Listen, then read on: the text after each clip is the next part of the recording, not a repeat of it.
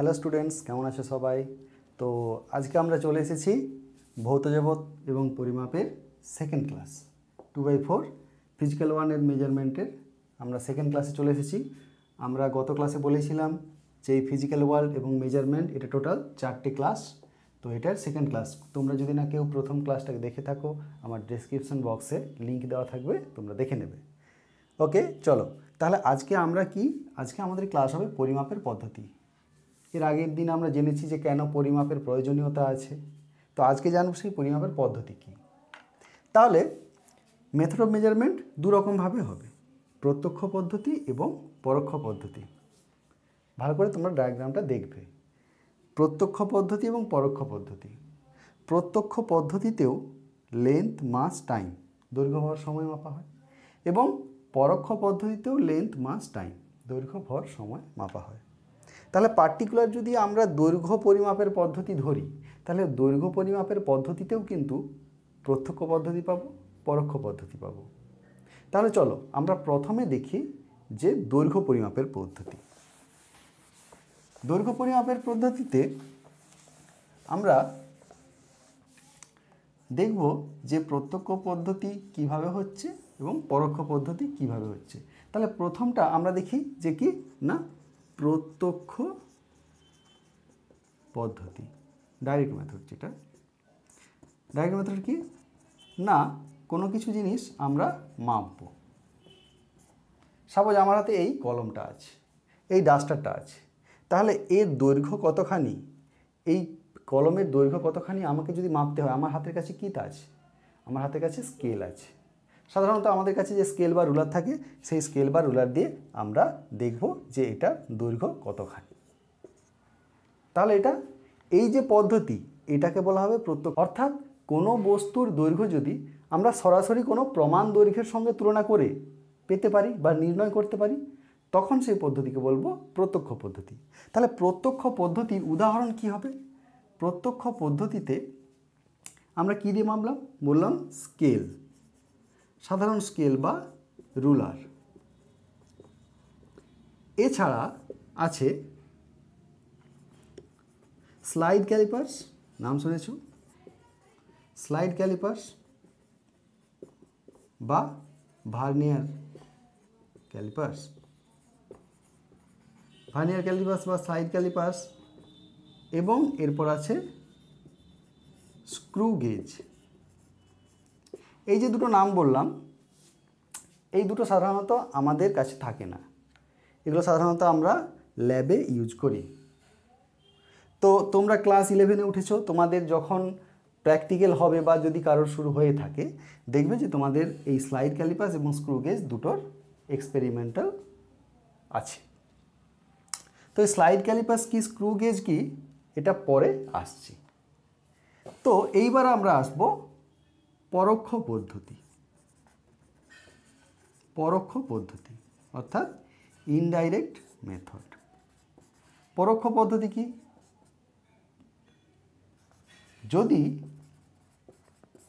যদি কোনো বস্তুর দৈর্ঘ্য আমরা সরাসরি কোনো প্রমাণ দৈর্ঘ্যের সঙ্গে তুলনা করে না পাই বা তুলনা করতে না পারি, যেমন বৃহৎ দৈর্ঘ্যের ক্ষেত্রেও পাই, আবার ক্ষুদ্র দৈর্ঘ্যের ক্ষেত্রেও পাই।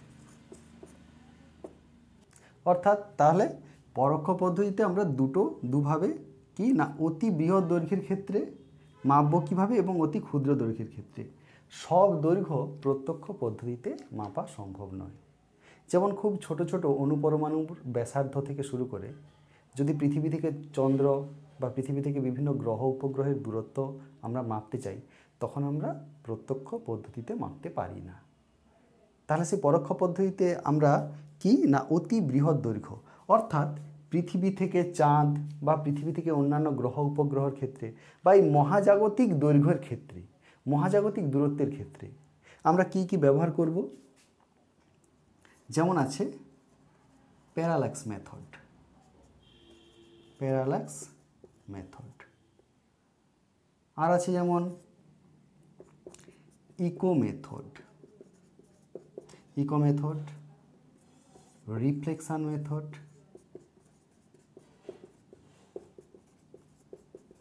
রিফ্লেকশন মেথড এবং সোনার মেথড। অর্থাৎ প্যারালাক্স মেথড, ইকো মেথড অর্থাৎ প্রতিধ্বনির সাহায্যে প্রতিধ্বনিকে কাজে লাগিয়ে যে পরোক্ষ পদ্ধতি, রিফ্লেকশন মেথড অর্থাৎ প্রতিফলন পদ্ধতিকে কাজে লাগিয়ে যেভাবে আমরা অতিবৃহৎ দৈর্ঘ্য আমরা নির্ণয় করব, সোনার মেথড যার ফুল ফর্ম হচ্ছে sound navigation and ranging, SONAR, সোনার মেথড। এটা শব্দ তরঙ্গ প্রতিফলন পদ্ধতি। তাহলে এই চারটে সিস্টেম দিয়ে আমরা এই চারটে সিস্টেমের মাধ্যমে আমরা অতি বৃহৎ দৈর্ঘ্য পরোক্ষ পদ্ধতিতে মাপতে পারবো। এবার অতি ক্ষুদ্র দৈর্ঘ্য অর্থাৎ অণু পরমাণুর ব্যাসার্ধ, এইগুলো যদি মাপতে যাই, অণু পরমাণুর ব্যাসার্ধ সাধারণত 10⁻8 10⁻−8 থেকে 10⁻−10 মিটারের মধ্যে ঘোরাফেরা করে। এর রেঞ্জ 10⁻- থেকে 10⁻−8। তো এইগুলো মাপতে গেলে আমাদের কি প্রয়োজন, আমরা কোন যন্ত্র ইউজ করব? Electron microscope,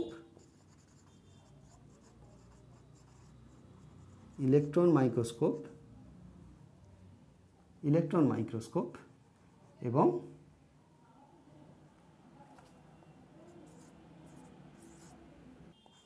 tunnel microscope.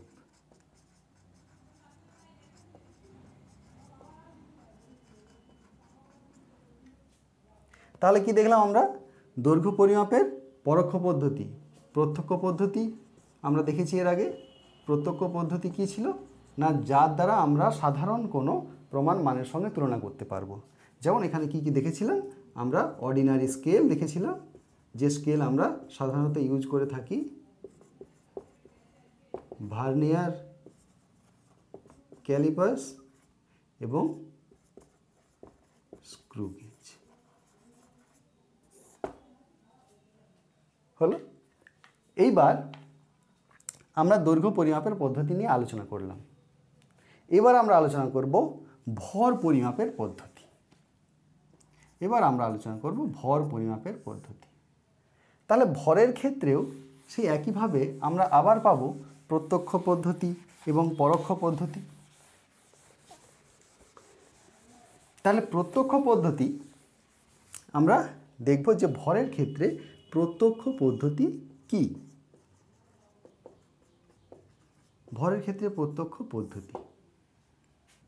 তাহলে সাধারণত কোনো বস্তুকে তার প্রত্যক্ষ পদ্ধতিতে তার ভর পরিমাপ করতে গেলে প্রমাণ কোনো ভরের সঙ্গে তুলনা করতে হবে।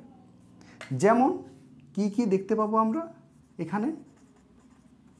সাধারণ তুলাযন্ত্র, ভৌত তুলাযন্ত্র। সাধারণ তুলাযন্ত্রে কি হয় আমরা সাধারণত দেখেছি? সাধারণ তুলাযন্ত্রে দেখেছি আমরা যে দাঁড়িপাল্লার এক পাশে বস্তু চাপানো হয় এবং তার অন্যদিকে তার সমপরিমাণ ভর দেওয়া হয়।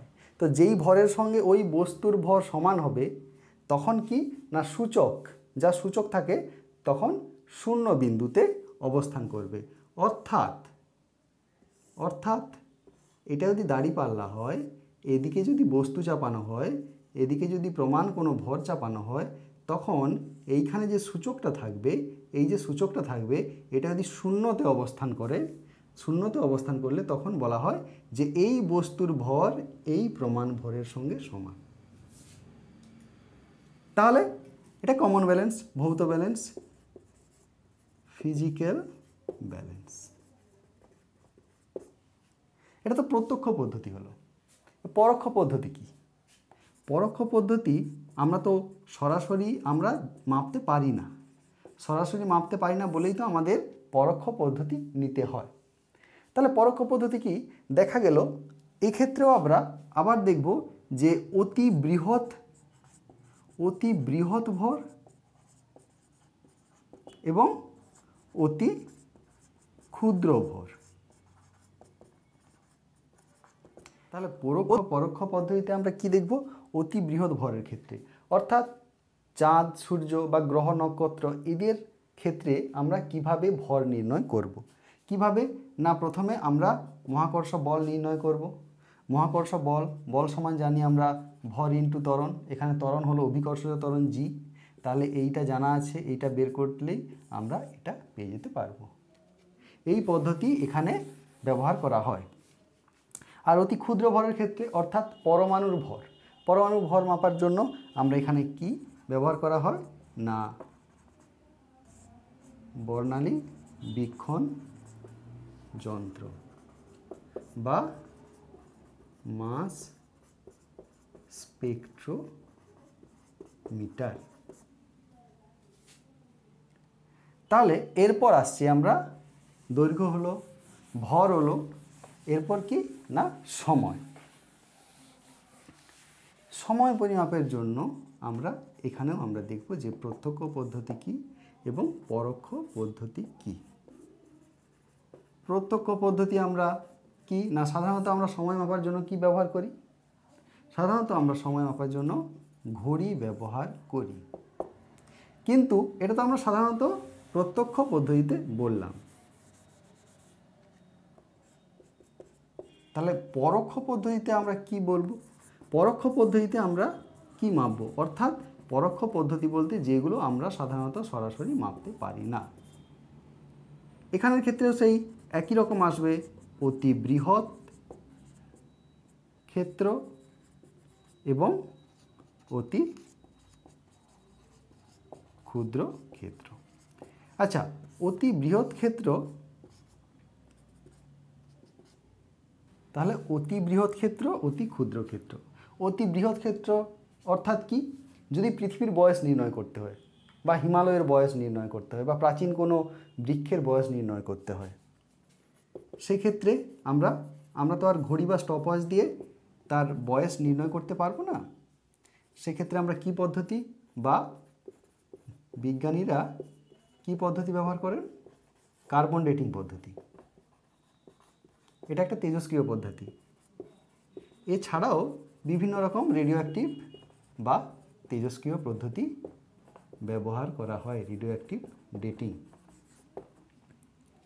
অতি ক্ষুদ্র ক্ষেত্র অর্থাৎ সময়ের যদি খুব সূক্ষ্মতার প্রয়োজন হয়, তখন আমরা কি ব্যবহার করব বা বৈজ্ঞানিকরা কি ব্যবহার করে থাকেন, না সিজিয়াম ঘড়ি। সিজিয়াম ঘড়ি ব্যবহার করা হয়। সিজিয়াম ঘড়ি সব থেকে সূক্ষ্ম পরিমাপ দেয় সময়ের। এই জন্যেই খেয়াল করে রাখবে, যখন এক সেকেন্ডের যখন ডেফিনেশন বা সংজ্ঞা দেওয়া হয়েছিল, সেখানে কিন্তু সিজিয়াম পরমাণুর ভৌম স্তরের কম্পাঙ্কের কথা উল্লেখ করা হয়েছিল। তাহলে এক নজরে আমরা দেখে নিই সময় পরিমাপের পদ্ধতি। সময় পরিমাপের পদ্ধতি প্রত্যক্ষ পদ্ধতি কি না, ঘড়ি বা স্টপওয়াচের সাহায্যে আমরা সাধারণত সময় মাপি। পরোক্ষ পদ্ধতি কি, পরোক্ষ পদ্ধতিতে আবার যখন অতি বৃহৎ ক্ষেত্র অর্থাৎ অনেক বৃহৎ ক্ষেত্রে আমরা পৃথিবীর বয়স বা কোনো প্রাচীন শিলা বা প্রাচীন বৃক্ষের বয়স নির্ণয় করতে যাব, তখন আমরা কার্বন ডেটিং পদ্ধতি বা অন্যান্য রেডিও অ্যাক্টিভ ডেটিং পদ্ধতি আমরা ব্যবহার করব। আর অতি ক্ষুদ্র ক্ষেত্রে সময় যখন খুব সূক্ষ্মতার প্রয়োজন হয়, তখন সিজিয়াম ঘড়ি সেখানে ব্যবহার করতে হবে। এরপর আসছি যে স্কেল বা সাধারণ স্কেল, স্লাইড ক্যালিপাস এবং প্যারালাক্স মেথড। এই তিনটে জিনিস আমরা জানবো, এই তিনটে জিনিস সম্বন্ধে আমরা একটু আলোচনা করব। অর্ডিনারি স্কেল, স্লাইড ক্যালিপাস এবং প্যারালাক্স মেথড।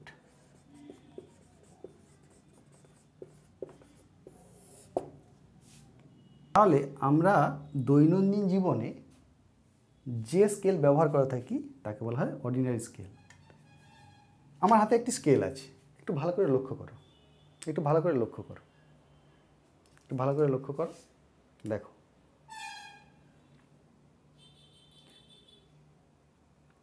দেখো নিচে এখানে 7, 8, 9, 10, 11, 12 পর্যন্ত আছে। উপরে দেখো 1, 2, 3, 4, 5, 6 এই ঘরগুলো ছোট ছোট। এবার আমার হাতে যেটা আছে এটা বড় স্কেল, এবার আমি যেটা এঁকেছি ওটা ছোট স্কেল একটা এঁকেছি। এবার দেখো তোমরা, সাধারণত আমরা যে স্কেল লিখে থাকি সেই স্কেলগুলো আয়তাকার হয় এবং একদিকে ইঞ্চিতে অংশাঙ্কিত করা থাকে, অন্যদিকে সেন্টিমিটার অংশাঙ্কিত করা থাকে। এবং দেখবে এই সেন্টিমিটারগুলোও কিন্তু আবার ছোট ছোট ছোট ছোট 10টা ঘর করে ভাগ করা থাকে। অর্থাৎ এই ছোট্ট ছোট্ট এক একটা ঘরগুলো কিন্তু 1 মিলিমিটার। এবং এই স্কেল সাধারণত কত হয়? 15 সেন্টিমিটারের হয়। দেখো 15 লেখা আছে। আবার আমি যেটা দেখালাম বা বড় যেগুলো সেগুলো 30 সেন্টিমিটারের হয়। এবং বিভিন্ন শিক্ষাক্ষেত্রে এই 100 সেন্টিমিটারের স্কেলগুলো ব্যবহার করা হয়। এটাকে বলে মিটার স্কেল, কারণ 100 সেন্টিমিটার মানে 1 মিটার। অর্থাৎ এই 3 ধরনের স্কেল সাধারণত আমরা ব্যবহার করে থাকি। এরপর আসছে তো স্লাইড ক্যালিপার্স। আমরা একটা ছবি এঁকেছি, ছবিটা আঁকার আগে তার আগে বলি যে আমরা যে সাধারণ স্কেল দেখেছিলাম সেখানে আমরা দেখেছিলাম যে সেন্টিমিটারে যদি কোনো দৈর্ঘ্য হয় সেটা আমরা নিতে পারবো, মিলিমিটারেও যদি কোনো দৈর্ঘ্য আসে তবেও সেটা নিতে পারবো।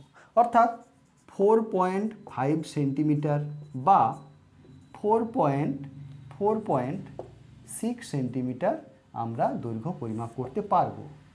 কিন্তু যদি এর মাঝামাঝি অর্থাৎ 4.53 সেন্টিমিটার বা 4.57 সেন্টিমিটার যদি দৈর্ঘ্য পাওয়া যায়, যদি দৈর্ঘ্যের কোনো একটা বস্তু হয়, তাহলে কি তার পার্টিকুলার প্রকৃত দৈর্ঘ্য আমি মাপতে পারবো রুলার দিয়ে? পারবো না। তখন এই যে সাধারণ রুলার বা অর্ডিনারি স্কেলের ক্ষেত্রে যে সীমাবদ্ধতা সেটাকে দূর করার জন্য ফরাসি গণিতবিদ পিয়ের ভার্নিয়ার উনি একটা খুব সুন্দর সরল পদ্ধতি আবিষ্কার করলেন।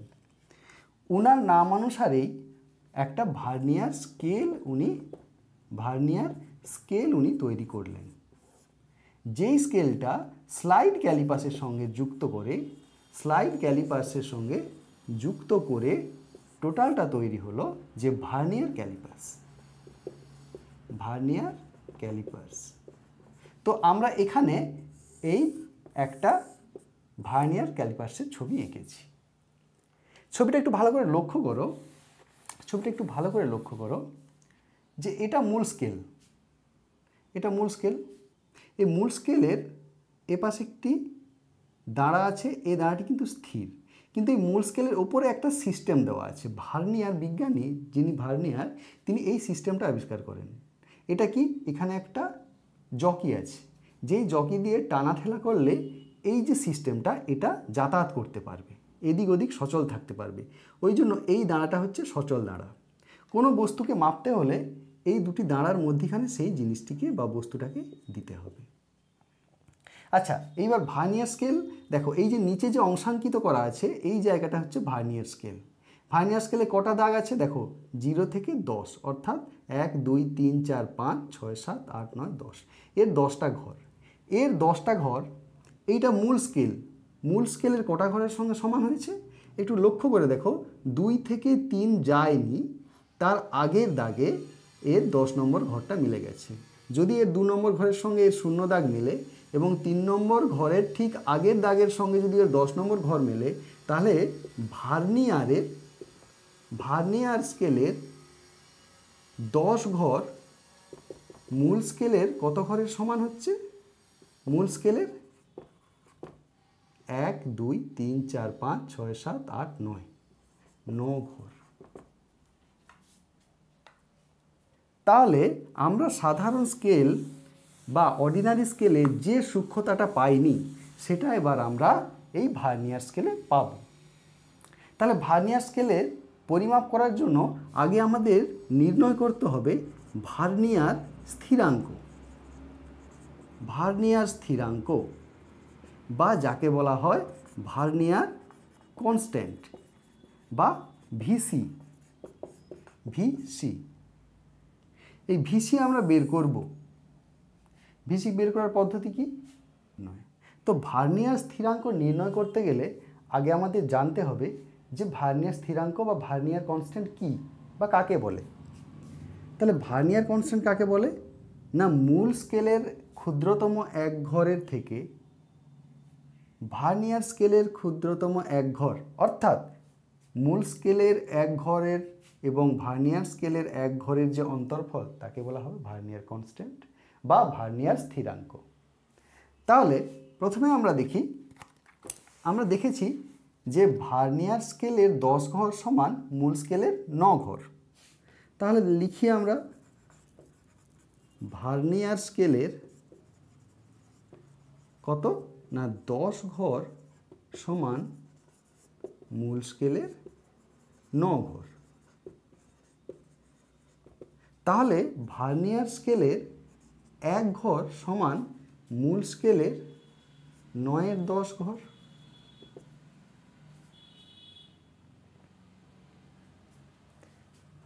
ওকে, তাহলে মূল স্কেলের 9 ঘর যদি হয় ভার্নিয়ার স্কেলের 10 ঘরের সমান, তাহলে ভার্নিয়ার স্কেলের 1 ঘর সমান মূল স্কেলের 9-এর 10 ঘর। এবার ভার্নিয়ার কনস্ট্যান্ট বা ভিসি সমান আমরা কি লিখব? মূল স্কেলের 1 ঘর বিযুক্ত ভার্নিয়ার স্কেলের 1 ঘর।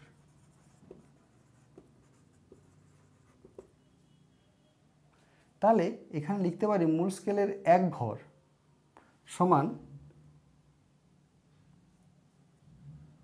এটা মূল স্কেলের 1 ঘর বিযুক্ত ভার্নিয়ার স্কেলের 1 ঘর সমান আমরা কি বের করেছি এর আগে? মূল স্কেলের 9-এর 10 ঘর।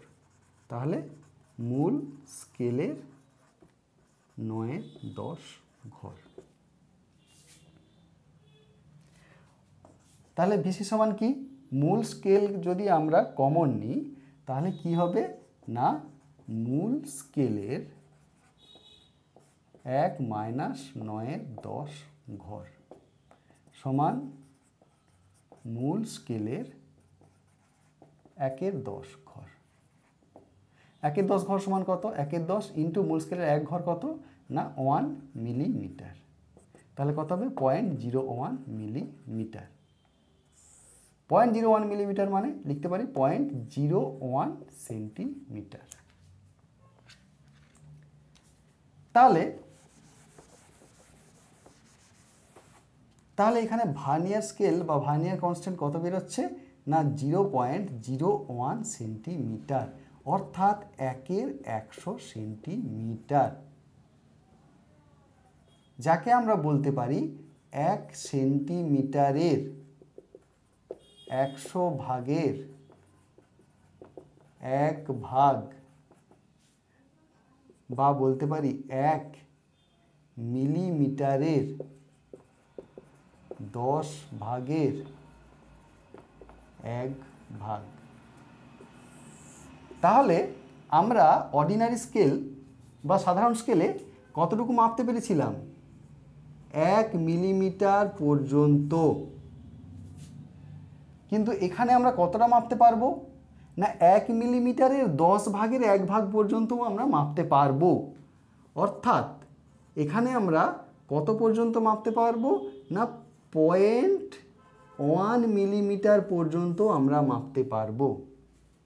অর্থাৎ এর আগে যখন আমরা বলেছিলাম 4.5 সেমি এবং 4.6 সেমির মধ্যেকার দৈর্ঘ্য পরিমাপ করা যেখানে সাধারণ স্কেলে যাচ্ছে না, এখানে কিন্তু 4.53 সেন্টিমিটার বা 4.57 সেন্টিমিটার কিন্তু পরিমাপ করা যাবে। অর্থাৎ এটা তার থেকে 10 গুণ সূক্ষ্ম। এছাড়াও আরও একটা স্কেলের কথা আমরা বলেছিলাম, মনে আছে যে স্ক্রু গেজ। স্ক্রু গেজের ক্ষেত্রে কিন্তু এর যেমন ভার্নিয়ার কনস্ট্যান্ট হয়, এর হয় লঘিষ্ঠ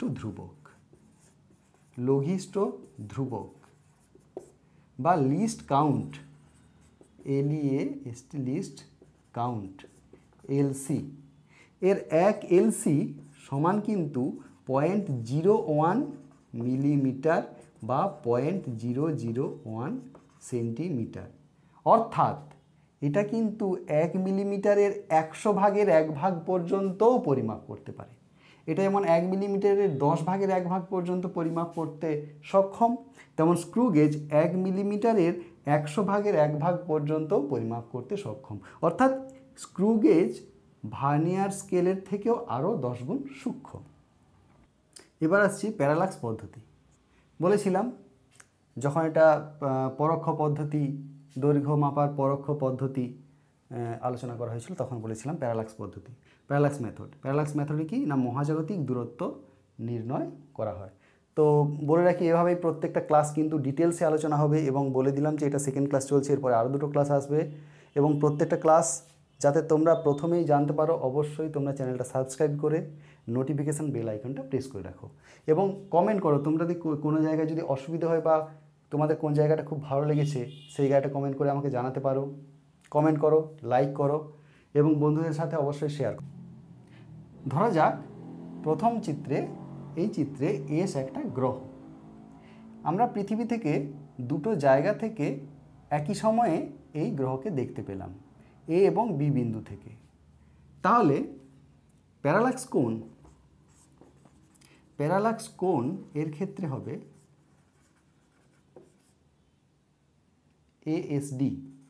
ASD সমান থিটা। এবং পৃথিবী থেকে দূরত্ব, পৃথিবী থেকে গ্রহের দূরত্ব, এটা পৃথিবী থেকে গ্রহটির দূরত্ব ডি, গ্রহটির দূরত্ব ডি। এবং এই 2টো পয়েন্ট তো আমরা জানি, এ এবং বি সমান বি, এটা আমরা জানি, কারণ আমরা পৃথিবীর যে 2 জায়গা থেকে আমরা পর্যবেক্ষণ করছি, আমরা জানি যে কোন জায়গা থেকে পর্যবেক্ষণ করছি। যেহেতু ডিটা অনেক দূরে এবং বিটা সেই ক্ষেত্রে খুবই ছোট, অর্থাৎ b very very less than d, তাহলে এখান থেকে আমরা লিখতে পারি theta equals to b by d, বা ডি সমান বি বাই থিটা। তো আমরা পর্যবেক্ষণ করে যদি বি আর থিটা পাই, সেখান থেকে আমরা ডি পেয়ে যাব। অর্থাৎ কি পেলাম, পৃথিবী থেকে গ্রহের দূরত্ব পেলাম। প্রথমেই বলেছি আমরা মহাজাগতিক দূরত্ব নির্ণয় করার জন্যই কিন্তু প্যারালাক্স মেথডটা ইউজ করছি। আচ্ছা, এইবার দ্বিতীয় চিত্রে আমরা দেখি, দেখা গেল এই গ্রহটার ব্যাস ডি।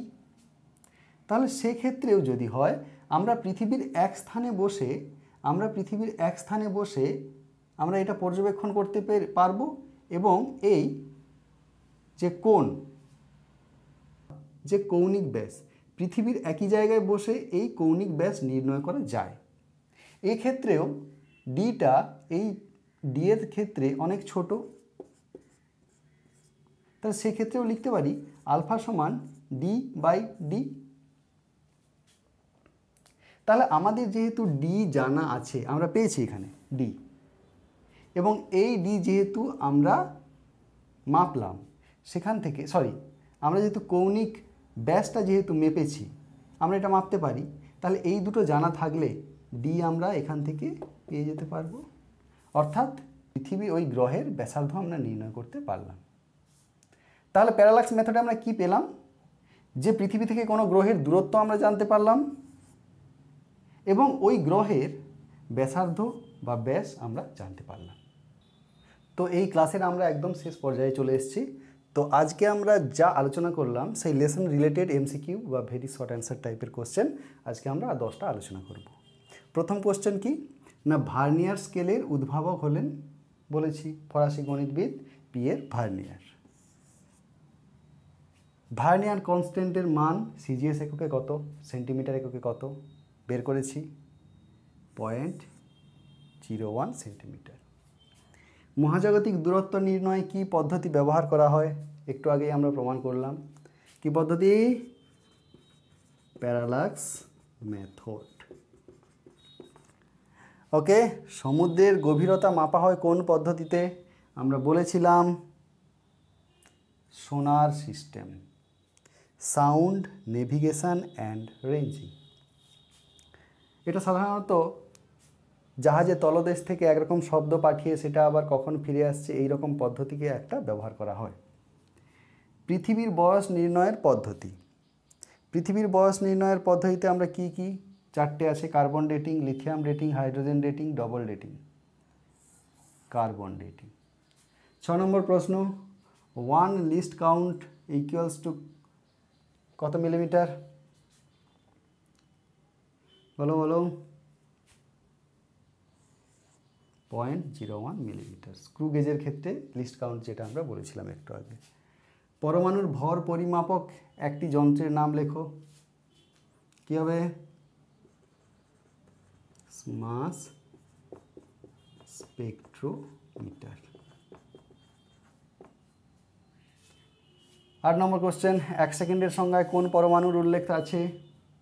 বলেছিলাম সিজিয়াম পরমাণু। সিজিয়াম ঘড়ি সব থেকে সূক্ষ্ম সময় দেয়, তাহলে সিজিয়াম পরমাণু হবে উত্তর। স্ক্রু গেজের সূক্ষ্মতা সাধারণ স্কেলের কত গুণ? বলো। সাধারণ স্কেলের থেকে ভার্নিয়ার স্কেলের সূক্ষ্মতা ছিল 10 গুণ বেশি, আবার ভার্নিয়ার স্কেলের থেকে স্ক্রু গেজের সূক্ষ্মতা ছিল আরও 10 গুণ বেশি, তাহলে সাধারণ স্কেলের থেকে হলো মোট 10 × 10 100 গুণ, 100 গুণ বেশি। সাধারণ তুলাযন্ত্র কাকে বলে? Common balance. তো সুতরাং তোমরা ক্লাসটা ভালো করে আরেকবার দেখবে, যেখানে বুঝতে পারবে না তোমরা ভিডিওটা পজ করে দেখবে, কোনো কিছু জিজ্ঞাসা থাকলে তোমরা কমেন্ট সেকশানে কমেন্ট করবে, এবং অবশ্যই তোমরা আবার এটা একটু ভালো করে দেখে নেবে। ঠিক আছে, দেখা হচ্ছে আবার নেক্সট ক্লাসে